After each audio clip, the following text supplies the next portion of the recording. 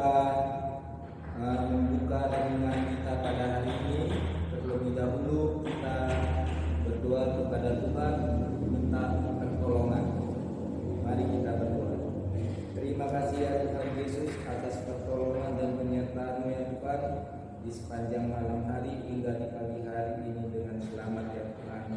Tuhan, pada pagi hari ini hamba-Mu akan membacakan firman-Mu dan menyampaikan firman-Mu di tengah-tengah jemaat AKBP ini ya Tuhan. Tuhan, urapi hamba-Mu ini dengan Roh-Mu yang kudus dalam menyampaikan firman-Mu ini Tuhan. Dan beri juga Tuhan kepada jemaat-Mu Roh hikmat ya Tuhan, supaya mereka bisa menerima dan memahami apa isi firman yang akan Anda sampaikan ini Tuhan. Tuhan, sebelum kami melakukan aktivitas, izinkanlah kami untuk menyampaikan firman terlebih dahulu ya Tuhan. Semuanya ini kami serahkan hanya ke dalam tangan-Mu saja Tuhan. Ampunilah segala dosa kami, supaya kami layak mendapatkan berkat dari Tuhan. Amin.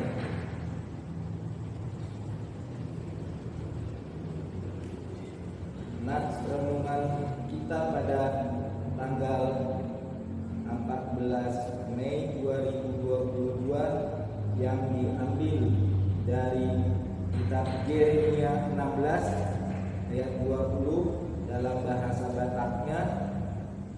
Tung tabahen jolmama membahen akalibata di ibana so manengkutu akalibata nasida. Dalam Alkitab Bahasa Indonesia dikatakan, dapatkah manusia membuat Allah bagi dirinya sendiri? Yang demikian bukan Allah. Jadi saudara-saudara yang dikasihi Tuhan Yesus Kristus, dari kitab Yeremia 16 ini, kalau kita lihat mulai Yeremia 16 ayat 1 sampai dengan 20, di situ hukuman Allah atas bangsa itu ya. Pada saat itu Yeremia pakai oleh Tuhan dan diingatkan oleh Tuhan, jangan mengambil anak perempuan, jangan membunuhkan orang yang meninggal, dan jangan berhubungan dengan orang-orang tersebut, karena bangsa itu adalah bangsa yang menyembah berhala, bangsa yang menyakiti hati Tuhan.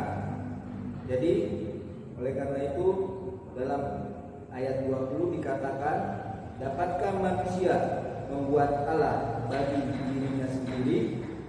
Jadi saudara-saudara yang dikasihi Tuhan Yesus Kristus, kita selaku orang Kristen, jadi orang Kristen itu bagaimana menjadi orang Kristen di hadapan Tuhan? Jadi banyak orang Kristen yang dikatakan Kristen sekarang yang label terhadap agama atau label terhadap pemerintah. Misalnya Kristen ada di KTP, ya, dia Kristen tapi ada di KTP. Dalam kehidupan sehari-harinya dia bukan seorang Kristen, ya. Jadi yang dikatakan Kristen dalam hal ini, satu, kita baca dalam Lukas 9 ayat 23, orang Kristen itu harus menyangkal diri, memikul salib, dan mengikut Yesus. Artinya menyangkal diri, artinya di sini bahwa keselamatan hanya berasal dari Tuhan. Dahulu kita orang-orang berdosa, kemudian kita diselamatkan oleh Tuhan. Ya, Tuhan Yesus mati di kayu salib untuk menyelamatkan kita dari dosa, untuk mengampuni dosa-dosa kita yang kita perbuat. Oleh karena itu, kita tidak boleh melakukan apa yang menjadi keinginan dirinya sendiri. Jadi kita harus, dalam hal ini, kita harus mengutamakan kepentingan Allah. Jadi sebelum kita melakukan sesuatu, kita harus berdoa dan memohon agar apa yang kita lakukan itu untuk kepentingan Allah saja. memikul salib. Apa yang kita lakukan harus selaras dengan apa yang dikehendaki Tuhan. Jadi salib itu simbol daripada orang Kristen. Orang Kristen harus memikul salib. Jadi itulah salib. Artinya segala penderitaan harus kita serahkan, harus kita bawa ke dalam Tuhan. Jangan karena ada sesuatu hal kita menyerah, sehingga kita kalah terhadap dunia dan kita melakukan hal-hal yang tidak menyenangkan hati Tuhan. Oleh karena itu kita lihat memikul salib. Ini memikul salib dalam peristiwa kematian Tuhan Yesus. Orang yang memikul salib adalah penjahat besar. Ya, Tuhan Yesus bukan seorang penjahat besar, tapi Dia mau menyelamatkan kita dan Dia mau rela memikul salib dan mau rela disalib untuk menyelamatkan, untuk menghapus dosa-dosa kita. Yang ketiga, mengikut Yesus. Mengikut Yesus artinya kita ikuti jalan Tuhan, kita ikuti perintah Tuhan dengan cara kita banyak berdoa, banyak membaca Alkitab. Dan itu harus kita lakukan setiap saat sampai kita dipanggil oleh Tuhan. Jangan mengikut Yesus waktu senang, waktu susah, atau waktu dalam keadaan percobaan atau pencobaan. Dia meninggalkan Yesus sehingga dia bisa berbuat hal-hal yang tidak dikehendaki Tuhan.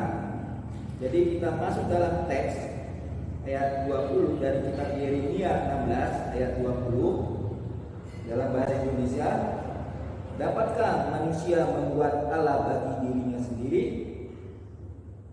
Jadi Allah adalah Allah lain atau berhala.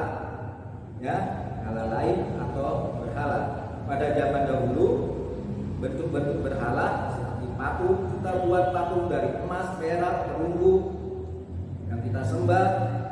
Ya, jadi kalau berhala zaman sekarang, yaitu contohnya seperti uang, kerja, jabatan, kemudian hobi. Apakah itu semua boleh kita nikmati? Boleh, asal sesuai dengan kehendak Tuhan dan kemauan Tuhan. Kalau uang misalnya, banyak orang uang, jadi uang, dengan uang tersebut kita diperhambakan. Jadi jangan kita dikuasai oleh uang, tetapi kita harus menguasai uang. Kalau kita dikuasai oleh uang, berarti kita telah membuat uang itu adalah Allah lain atau berhala. Kemudian yang kedua, kerja. Kita boleh bekerja. Tuhan tidak melarang orang bekerja.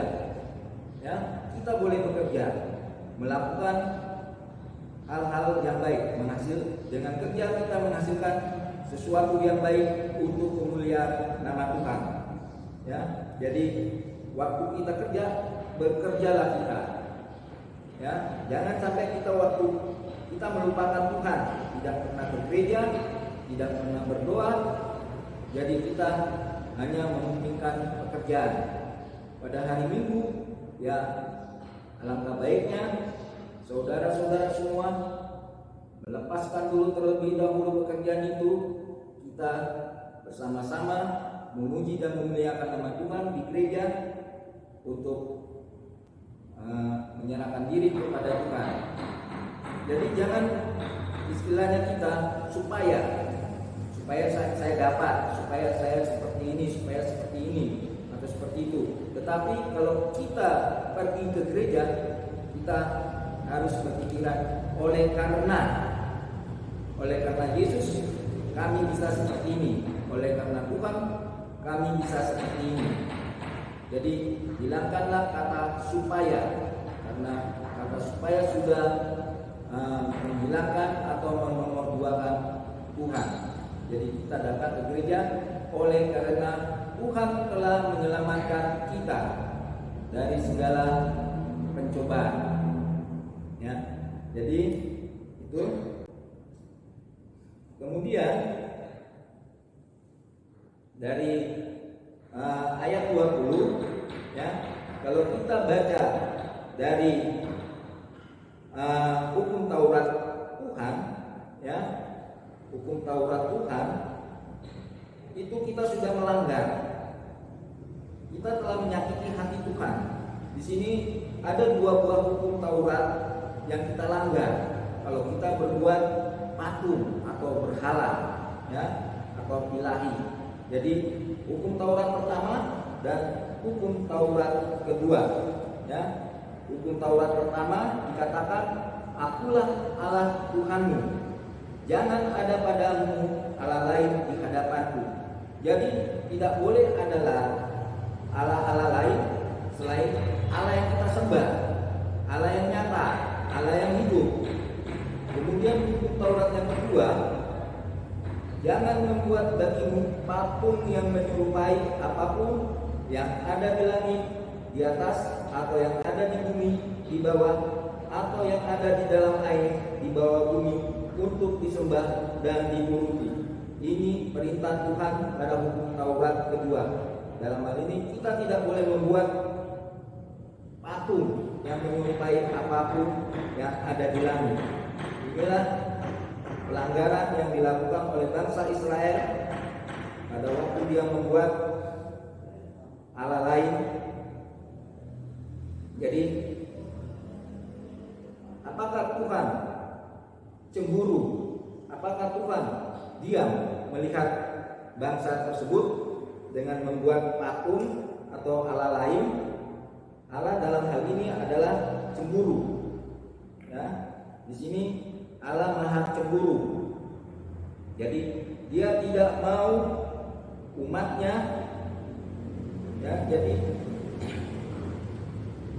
dia tidak mau umatnya membuat Allah lain selain Tuhan sendiri, ya, karena dia ingin umatnya menyembah kepada Allah yang hidup, bukan Allah dari benda lain, ya. Jadi alasan Allah melarang penyembahan berhala adalah bahwa Allah hanya mempunyai satu bentuk, yaitu dirinya sendiri, dan bentuk itu kudus. Bentuk ini adalah ada dalam pribadi Yesus Kristus. Ia adalah gambar Allah yang tidak kelihatan. Kristus sendiri secara utuh dapat menyatakan Allah yang mulia. Tak ada orang lain di seluruh alam semesta yang berhak untuk mengatakan, barang siapa telah melihat aku, ia telah melihat Bapa. Ya, jadi kalau kita ingin diselamatkan oleh Tuhan, hindari perbuatan-perbuatan yang menyakiti hati Tuhan. Ya, jadi Allah melarang manusia untuk membuat berhala. Kita mungkin memulainya dengan bertanya, mengapa Allah melarang manusia untuk membuat patung atau sesuatu yang mewakili Allah? Ada 2 alasan mengapa Allah mencela penyembahan berhala. Pertama adalah bahwa patung-patung itu merampas pengetahuan tentang Allah dari manusia. Segala bentuk apapun yang mewakili Allah buatan manusia adalah salah. Hal ini merendahkan dan menghina Allah. Hal-hal tersebut juga menipu dan membuat manusia menjadi jahat. Rasul Paulus mengatakan kepada orang-orang di Athena yang merupakan penyembah-penyembah berhala yang besar, Allah tidak diam dalam kuil-kuil buatan tangan manusia dan juga tidak dilayani oleh tangan manusia, seolah-olah ia kekurangan apa, karena dialah yang memberikan hidup dan napas dan segala sesuatu kepada semua orang. Jadi kalau kita menyembah selain Allah, ya, itu tidak pantas atau tidak bagus. Dalam pengkhotbah dikatakan kesia-siaan, ya. Dalam pengkhotbah dikatakan kesia-siaan, ya. Jadi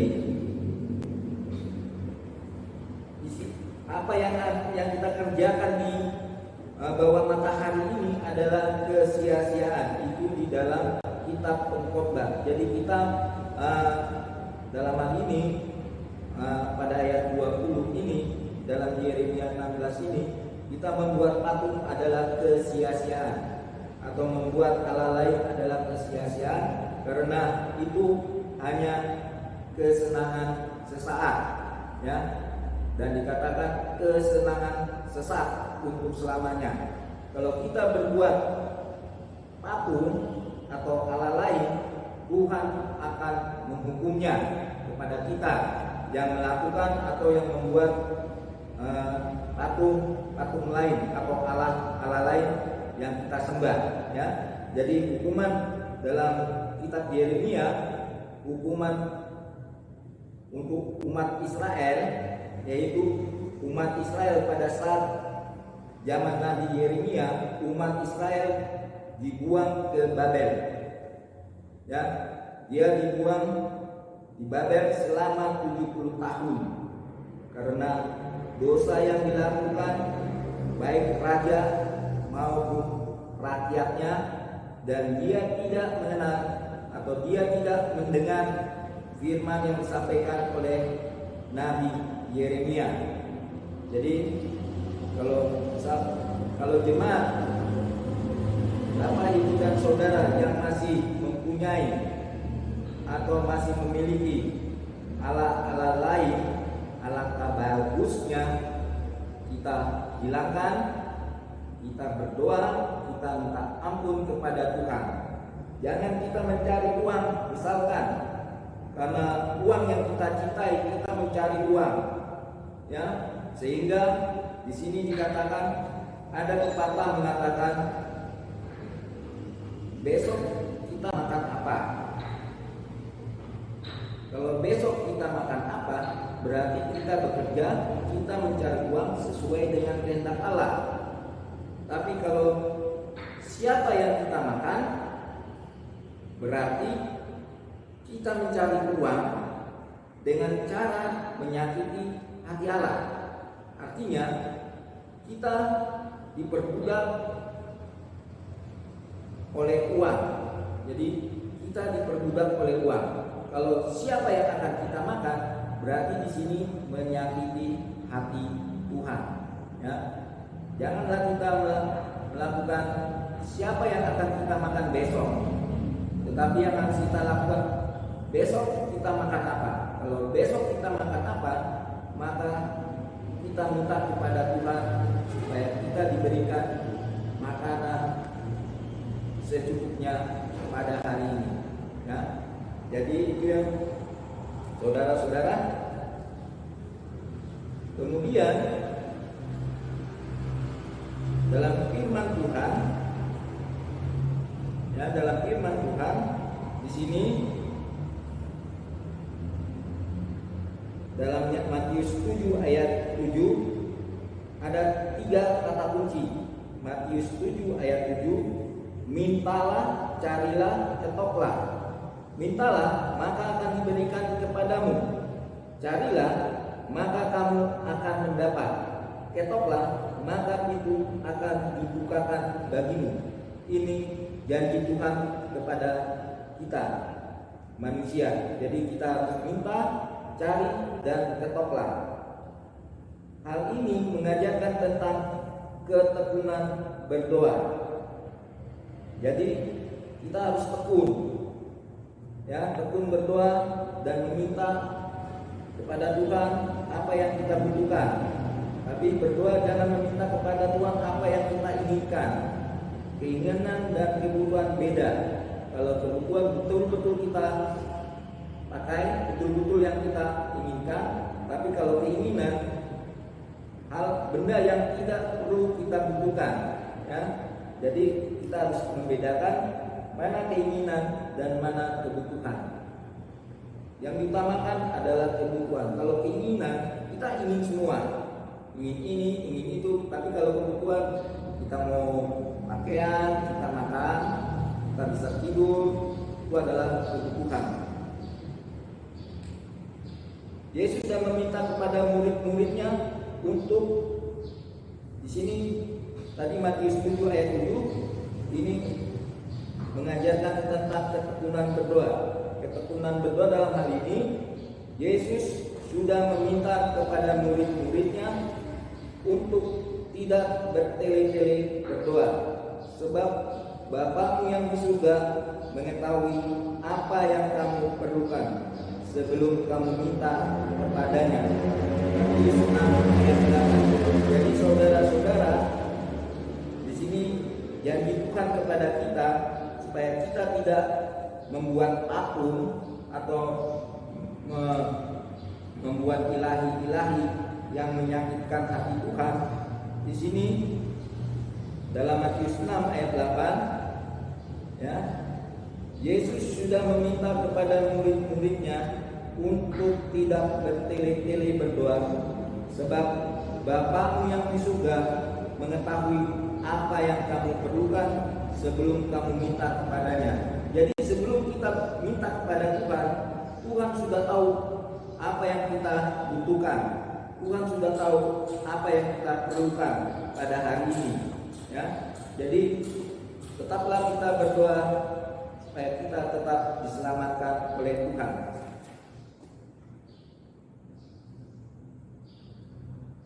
Nah, terakhir yang untuk renungan hari ini adalah dari Matius 6 ayat 33. Tetapi carilah dahulu kerajaan Allah, maka semuanya itu akan ditambahkan kepadamu. Dalam Matius 6 ayat 33 ada artinya, satu, mendahulukan Tuhan dibanding aktivitas duniawi. Jadi kita mendahulukan Tuhan, ya, kita harus berdoa. Jangan bangun tidur kita buka HP, ya, buka WhatsApp. Bukannya bangun tidur kita berdoa dulu, tapi kita membuka HP melihat WA kita. Apakah isi WA itu atau Facebook? Apakah isi dalam Facebook? Ya, itu maksud dari carilah dahulu kerajaan Allah. Yang kedua, mengutamakan tuntunan firman daripada tuntunan dunia. Jadi sebelum kita melangkah, sebelum kita beraktivitas, terlebih dahulu kita berdoa, menyerahkan apa yang kita kerjakan dan apa yang kita inginkan. Jadi kita berdoa, minta pertolongan Tuhan supaya Tuhan menolong kita dalam langkah kita, dalam pekerjaan kita. Yang ketiga, rajin membaca Alkitab untuk mencari tahu kehendak Tuhan. Jadi kita rajin membaca Alkitab. Rajin membaca Alkitab bukan artinya kita menghafal Alkitab, ya.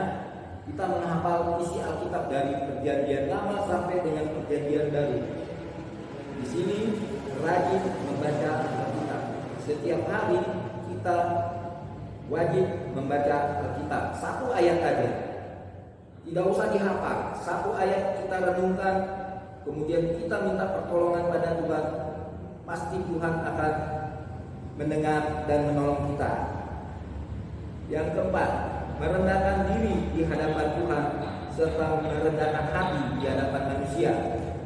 Salib itu, kalau kita lihat salib itu kan ada vertikal dan ada horizontal. Vertikal artinya manusia berhubungan kepada Tuhan. Kalau horizontal artinya manusia berhubungan terhadap manusia. Jadi dalam hal ini dikatakan, ya, di nomor 4, merendahkan diri di hadapan Tuhan serta merendahkan hati di hadapan manusia. Jadi merendahkan diri, ya kita rendahkan diri kita di hadapan Tuhan. Kita tidak ada apa-apanya. Kita ini adalah lembu, ya. Kita kaya, kita punya jabatan, kita punya uang, kita harus merendahkan diri di hadapan Tuhan. Semuanya yang kita miliki itu hanya kesenangan sesaat, hanya sementara, ya. Harta, pangkat, kekayaan itu hanya untuk sementara. Yang kita cari adalah kemuliaan dan yang harus kita lakukan adalah untuk meninggikan nama Tuhan. Jadi kalau kita diberi sesuatu hal melebihi dari kawan-kawannya, kita harus merendahkan hati. Jangan kita sombong, jangan kita tinggi hati. Tuhan marah terhadap orang yang sombong, dan Tuhan marah terhadap orang yang tinggi hati, terhadap sesamanya, terhadap orang-orang di sekitarnya. Yang kelima, apa yang kita lakukan atau kerjakan hanya untuk meninggikan dan memuliakan Tuhan.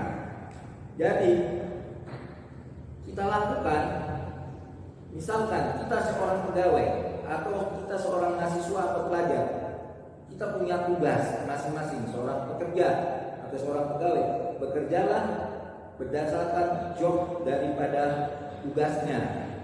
Jangan ada pimpinan atau atasan baru dia mengerjakan. Kalau tidak ada pimpinan atau tidak ada atasan, dia tidak mengerjakan tugasnya. Berarti dia bekerja bukan untuk meninggikan dan memuliakan nama Tuhan, tetapi dia bekerja hanya ketakutan melihat ada bosnya.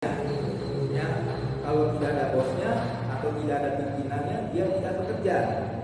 Atau misalnya kita seorang mahasiswa, kita dituntut untuk belajar.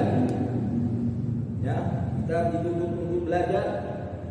Ya, kalau kita belajar dengan sungguh-sungguh, ya, kita menyerahkan perkuliahan kita kepada Tuhan, artinya kita meninggikan dan memuliakan nama Tuhan. Ya, jadi kalau kita tidak bisa, jangan ada istilahnya SKS, sistem kebun semalam.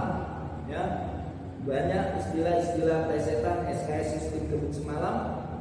Atau kalau ingin bisa, celupkan bukunya ke dalam air, lalu airnya itu diminum. Isi buku itu langsung masuk ke perut kita atau ke pikiran kita. Itu ajaran sesat. Ya, itu tidak boleh kita lakukan. Kalau buku itu kita celupkan ke dalam air, buku itu rusak, hancur. Ya, tidak bisa kita gunakan. Jadi kalau kita ingin lulus tepat pada waktunya, atau kita ingin mendapatkan nilai yang bagus, kita belajarlah. Ya, jangan sistem kebun semalam. Tetapi sebelum belajar, sebelum membaca buku, alangkah baiknya kita berdoa terlebih dahulu, minta pertolongan pada Tuhan supaya kita dituntun apa yang kita baca, apa yang kita pelajari betul-betul bisa kita kuasai. Ya, betul-betul bisa kita kuasai. Kalau kita tidak berdoa, minta pertolongan Tuhan, apa yang kita baca belum tentu bisa kita kuasai. Ya, jadi untuk para mahasiswa dan untuk anak-anak yang sekolah, begitu juga mulai dari SD, SMP, SMA. Ya, masa depan jangan khawatir. Masa depan ada di tangan Tuhan. Mintalah pada Tuhan. Selalulah berdoa dan tetaplah membaca Alkitab. Ya, jangan rajin-rajinlah belajar. Belajar itu adalah tugas seorang murid SD, dari TK, SD, SMP, SMA, perguruan tinggi, mau S1, S2, S3 harus tetap baca buku. Mintalah pertolongan kepada Tuhan supaya apa yang kita baca dapat kita pahami dan dapat kita mengerti. Yang kelima, yang keenam, kumpulkan harta surgawi, ya, yang diberikan Tuhan kepada kita. Ya, kumpulkan harta surgawi. Kita punya tiket menuju surga. Kita punya tiket menuju surga. Sudah diberikan Tuhan kepada kita orang-orang Kristen. Ya, jadi kalau kita sudah punya tiket menuju ke surga, kita jaga tiket kita dan jangan tiket ini lepas dari tangan kita. Kalau tiket ini lepas dari tangan kita, kita tidak bisa membeli tiket untuk menuju ke surga. Sebab tiket yang diberikan Tuhan kepada kita adalah gratis. Oleh karena itu, kumpulkan harta surgawi. Ya, jadi kita harus mengumpulkan harta surgawi dengan kita menyerahkan iman kita dan pengharapan kita kepada Tuhan. Itu yang Tuhan inginkan bagi kita semua, dan hindarilah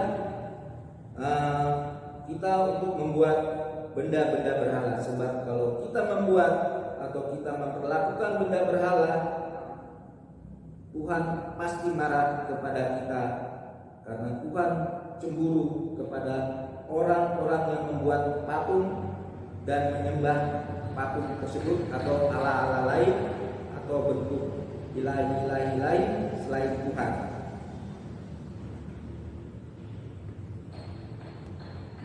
Yohanes 5 ayat 24, sesungguhnya barang siapa mendengar perkataanku dan percaya kepada Dia yang mengutus aku, ia mempunyai hidup kekal dan tidak turut dihukum, sebab ia sudah pindah dari dalam maut ke dalam hidup. Ya, dalam kitab Yohanes 5 ayat 24. Jadi kita harus mendengar perkataan-perkataan Tuhan dan menjauhi larangan-larangan Tuhan, supaya kita bisa hidup kekal. Hidup kekal kita adalah di surga. Ya, supaya kita hidup kekal bersama Tuhan kita di surga, dan kita tidak dihukum oleh Tuhan baik di dunia maupun di alam saat kita mati atau menuju ke neraka. Supaya kita tidak masuk ke dalam api neraka, kita harus taat kepada Tuhan, menjauhi apa yang tidak dikehendaki oleh Tuhan. Ya, demikianlah firman Tuhan bagi kita pada hari ini. Amin. Kasih karunia dari Tuhan Yesus Kristus serta kasih setia Allah Bapa dan persekutuan Roh Kudus memberkati dan menyertai kamu sekalian hari ini, esok, dan sampai selama-lamanya. Amin.